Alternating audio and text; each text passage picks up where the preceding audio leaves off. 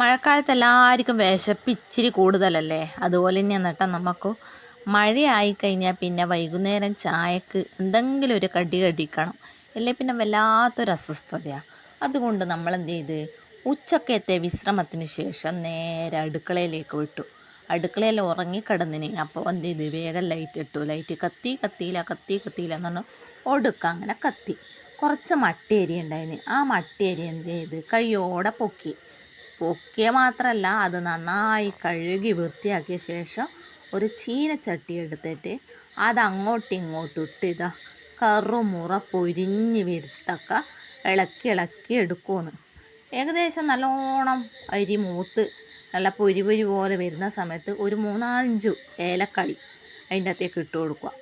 എന്നാൽ പെട്ടെന്ന് പൊടിഞ്ഞ് കിട്ടും. നമ്മൾ അല്ലാണ്ട് ഏലക്കായി ഇട്ട് കഴിഞ്ഞാൽ പെട്ടെന്നൊന്നും പൊടിയില്ല. ഇതാ ചൂടോടും കൂടിയാകുമ്പം അതിൽ തന്നെ പൊടിഞ്ഞ് അതിൻ്റെ ഒരു പൊടി പോലും കാണൂല. നല്ല മണവും ഉണ്ടാവും. മണം മാത്രമല്ല രുചിയും ഉണ്ടാവും. ആ അരി വറുത്തെടുത്ത ശേഷം ഞാൻ എന്ത് ചെയ്തു, ഒരു തേങ്ങ ഒഴിച്ചിട്ടിതാ കത്തിയാളും പാത്രത്തിലെടുത്തിട്ട് വരുമോന്ന് ആ തേങ്ങ ഒന്നങ്ങ് പൊട്ടിക്കണ്ടേ. 1 2 3 4 അങ്ങനെ 4ാമത്തെ കൊത്തിൽ എന്ത് ചെയ്ത് തേങ്ങ അങ്ങ് പൊട്ടിക്കിട്ടി. തേങ്ങ പൊട്ടിയാൽ അതിൻ്റെ വെള്ളം പിന്നെ അറിയണ്ടല്ല. വെള്ളം നമ്മൾ കളയാനില്ല. വെള്ളത്തിന് പൊട്ടിക്കുന്ന ഒച്ച വെക്കുമ്പോഴത്തേക്ക് ആളുണ്ടാവും. അതുകൊണ്ട് ഒരു കോളി ഞാൻ കോളി ബാക്കി എന്ത് ചെയ്ത് മോക്കും കൊടുത്തു. നല്ല മധുരമുണ്ട് അതിൻ്റെ തേങ്ങേൻ്റെ വെള്ളം. അതിന് ശേഷം അടുത്ത പണി എന്നാന്ന് അതൊന്ന് ചിരണ്ടി എടുക്കണം. അങ്ങനെ തേങ്ങ ചിരണ്ടാനില്ല ഒരുക്കത്തിലാണ് ഞാൻ. ഇതാ തേങ്ങയെല്ലാം എടുത്ത് കൊണ്ട് പോയിട്ട് പരവരെ ചിരണ്ടി എടുക്കുമെന്ന് കണ്ടുവാ. അത് ഞാൻ കുറച്ചൊന്ന് ഇച്ചിരി സ്പീഡാക്കി കേട്ടാ. അപ്പോൾ അത് കാണുമ്പോൾ എനിക്കെന്നെ ചിരി വരുന്നു. നിങ്ങൾക്കും ചിരി വരുന്നുണ്ട്, ചിരിച്ചോ.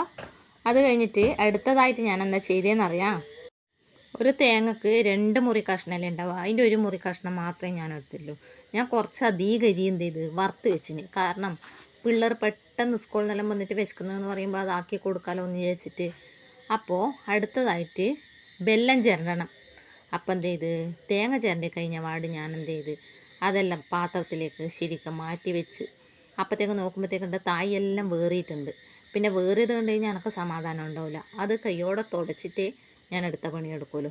അതുകൊണ്ട് ഒരു തുണി എടുത്തിട്ട് ഇതാ ചെരിയെല്ലാം നല്ല അടിപൊളിയായി വൃത്തിയാക്കി തുടച്ച തട്ടെല്ലാം വൃത്തിയാക്കി അതിൻ്റെ മേലെ വീണ തേങ്ങയെല്ലാം പൊറുക്കി അങ്ങ് കളഞ്ഞിട്ട് ബെല്ലെടുത്തിട്ട് വന്നു.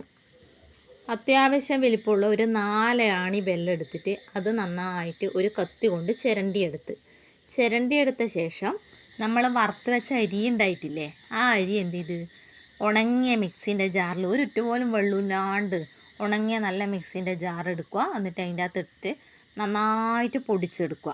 എന്നിട്ട് ആ പൊടിയും തയ്യാറാക്കി വെച്ചു. ഇനി ഈ 3 മിശ്രിതവും കൂടിയിട്ട് നന്നായി മിക്സ് ചെയ്യണം.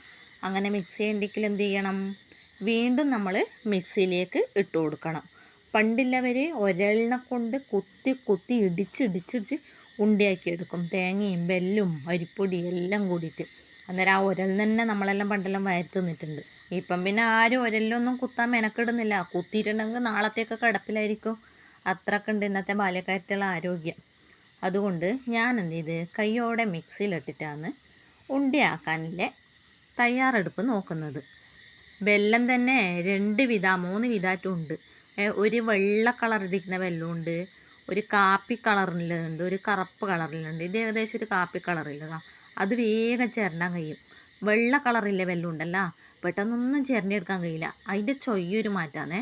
അതുകൊണ്ട് അതെനിക്ക് ഇഷ്ടമല്ല. ഞാൻ വിചാരിച്ച് ഇതിൻ്റെ കളറ് കണ്ടേര് ഏകദേശം വെള്ളി ആയിപ്പോയോ മോപ്പാന്നുണ്ടായിന്. പക്ഷേ അല്ല, ഇത് ചിരണ്ടുമ്പോൾ പെട്ടെന്ന് കിട്ടീന്. അപ്പം നമ്മൾ 4 ആണി വെല്ലവും കൂടി ചിരണ്ടി കഴിഞ്ഞു.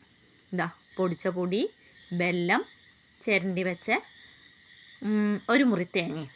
ഇനി നമുക്ക് ഇത് മിക്സിൻ്റെ ജാറിലിട്ടിട്ട് നന്നായിട്ടൊന്ന് അടിച്ച് അത് മൊത്തത്തിൽ കുഴച്ച് ഇടിച്ചെടുക്കാം.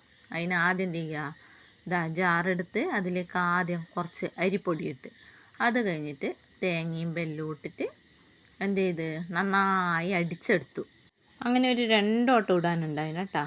അപ്പോൾ അരിപ്പൊടി ഞാൻ കുറച്ചേ എടുത്തിട്ടുള്ളൂ. കാരണം ബാക്കിയുള്ളത് പൊടിച്ചിട്ട് നല്ലൊരു മൂടി ഉറപ്പില്ല പാട്ടയിലിട്ടിട്ട് അങ്ങ് എടുത്ത് വെച്ചിന്. ഇതെന്ത് ചെയ്ത് നമ്മൾ ഈ മിശ്രിതമില്ലേ, ഈ അടിച്ചെടുത്ത മിശ്രിതം അത് വേറൊരു പാത്രത്തിലേക്ക് മാറ്റി വെച്ച്. അങ്ങനെ 2 ഓട്ടം അടിച്ച മിശ്രിതവും കൂടിയിട്ട് ഒരു പാത്രത്തിൽ മാറ്റിയിട്ട് കൈ കൊണ്ട് നന്നായിട്ട് കുഴച്ച് അത് എല്ലാ പരുവത്തിൽ ഈ പരുവത്തിലാക്കി കണ്ടോ. ഒരു സ്ഥലത്തും ബെല്ലും തേങ്ങ എത്താണ്ടില്ല.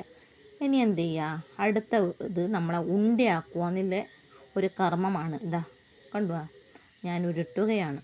നല്ല അടിപൊളി സോഫ്റ്റ് ഉണ്ട. അത് നിങ്ങൾക്ക് കാണുമ്പം തന്നെ തിരിയുന്നുണ്ടാവുമല്ലോ. അപ്പോൾ ഉണ്ടയാക്കാൻ വലിയ പണിയൊന്നുമില്ല, എല്ലാവരും ഉണ്ടാക്കി നോക്കണേ. അതുപോലെ ഉണ്ടാക്കിയിട്ടാകുമ്പോൾ എൻ്റെ വീഡിയോൻ്റെ താഴെ ഞങ്ങളും ഉണ്ടാക്കി എന്ന് പറയണം കേട്ടോ.